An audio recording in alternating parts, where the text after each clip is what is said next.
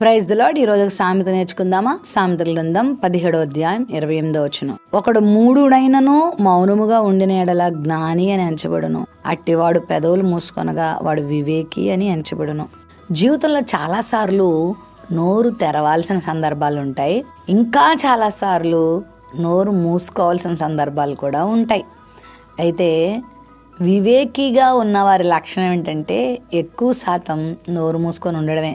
అంటే మేలుకరమైన మాటలు మాట్లాడడానికి, ఇతరులను రక్షించడానికి, అపాయం నుండి తప్పించడానికి నోరు తెరుస్తారు, అనవసరంగా నోరు తెరవరు. అంటే అనవసరమైన మాటలు మాట్లాడరు.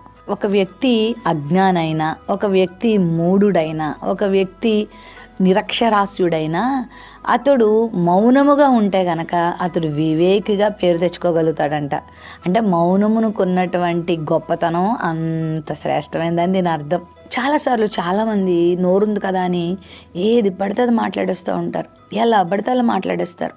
అది పెద్దోళ్ళ, చిన్నోళ్ళ, వాళ్ళు స్త్రీల, వాళ్ళు పురుషుల, వాళ్ళు నేను ఇలాంటి మాటలు మాట్లాడచ్చా, ఇప్పుడు నేను ఇవి మాట్లాడడం అవసరమా కాదా అనేది ఏం ఆలోచించరు. ఒకసారి నువ్వు మాట్లాడేస్తే మళ్ళీ ఆ మాటను వెనక తెచ్చుకోలేవు. అందుకే ఆలోచనతో మాట్లాడాలి, ఉద్రేకంతో మాట్లాడకూడదు, కోపంతో మాట్లాడకూడదు, తొందరపాటుతో మాట్లాడకూడదు.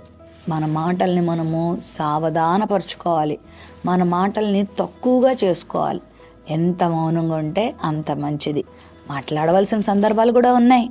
మనము ప్రమాదంలో ఎవరైనా ఉన్నప్పుడు మాట్లాడవలసి వచ్చినప్పుడు మాట్లాడాలి, సలహాలు చెప్పాలి, బోధ చేయాలి, హెచ్చరించాలి, మంచి విషయాలు చెప్పాలి, దేవుని విషయాలు చెప్పాలి. అంతేగాని వ్యర్థమైన సంభాషణలతో, వ్యర్థమైన మాటలతో, లేనిపోయిన మాటలతో, ఇక్కడ మాటలు అక్కడ, అక్కడ మాటలు ఎక్కడ, ఇతరులకు బాధ కలిగించే మాటలతో, కొండెపు మాటలతో, కత్తిపోటు లాంటి మాటలతో, ఇచ్చకపు మాటలతో, సరసోక్తులతో, పోకిరి మాటలతో మనము ఇతరుల జీవితాలు పాడు చేయకూడదు, మన జీవితాలు పాడు చేసుకోవద్దు.